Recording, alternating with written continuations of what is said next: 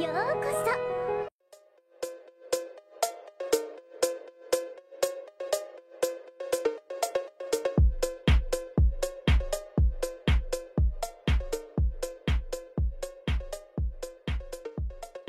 Kita lanjut bahas Aoku Somero. Sebelumnya kita sampai di mana setelah pertandingan intra-squad, Sendosan memilih untuk memulihkan dirinya dan tidak ikut serta dalam Interhike. Nah, sekarang kita akan membahas nasib Puji dan juga kabar mengejutkan datang dari salah satu generasi emas. Bagaimanakah detailnya? Langsung aja kita bahas.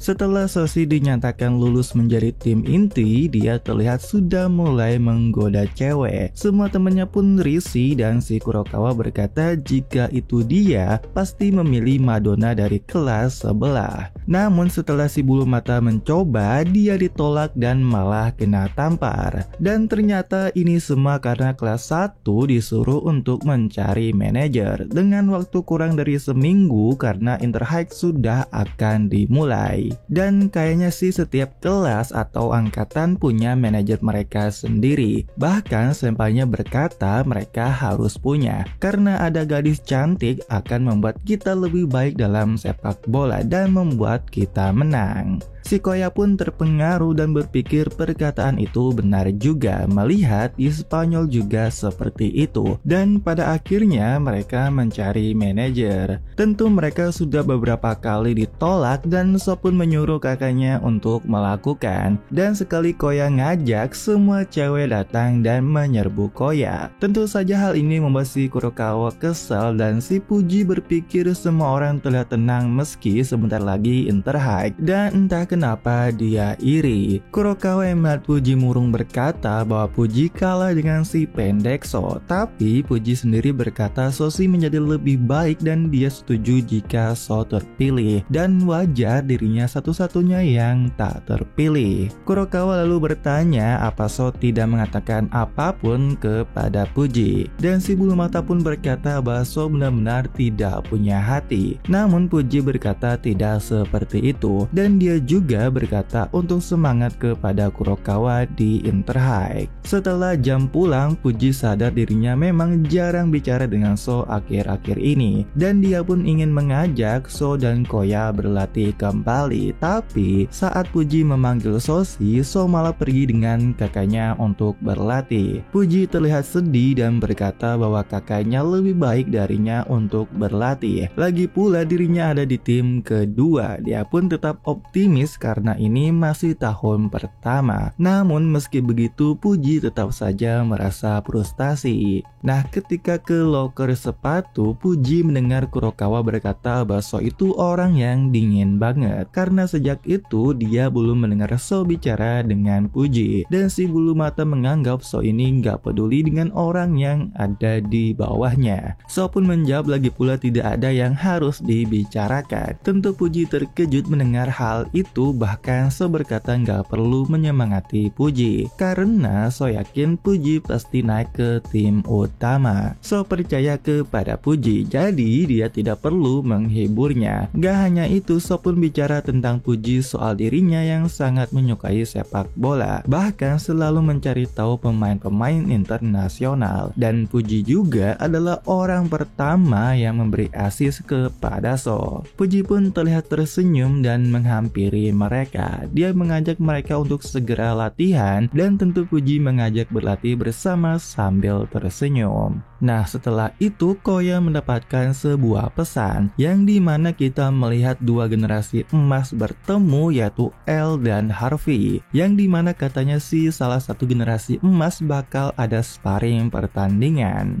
Nah, ketika latihan, Soshi diculik dan sampai di tempat pemusatan latihan beban, yang dimana ada dua pria berotot yang latihan. Pertama Makoto Sajima dan Ichimura Taizen. Mereka juga mengajak So untuk gabung dalam Muscle Brothers mereka. So pun kaget dan menjawab gak ikutan. Tapi pada akhirnya So ikut juga setelah melihat dan mendengar tentang otot. Saat So melakukan angkat beban, Sajima berkata So itu punya potensi meski dia kurang dalam skill dan fisik, tapi mereka tidak ragu lagi So dipilih untuk masuk tim inti. So pun malah tersentuh dan pada akhirnya mereka pun menjadi trio berisik. Sasori yang kesel dengan suara mereka, pelatih Miko berkata kenapa dia nggak ikutan, dan tentu Sasori menolaknya. Dia berkata jika kecepatan melambat itu nggak masalah dan tidak harus melakukan latihan otot berlebih. Namun pelatih Miko berkata di luar negeri ada juga pemain dengan otot kekar berlari cepat, contohnya Traue. Nah di sini Sasori bertanya pelatih Yoshida kok nggak ada, dan ternyata dia ditugaskan oleh pelatih Miko keluar kota.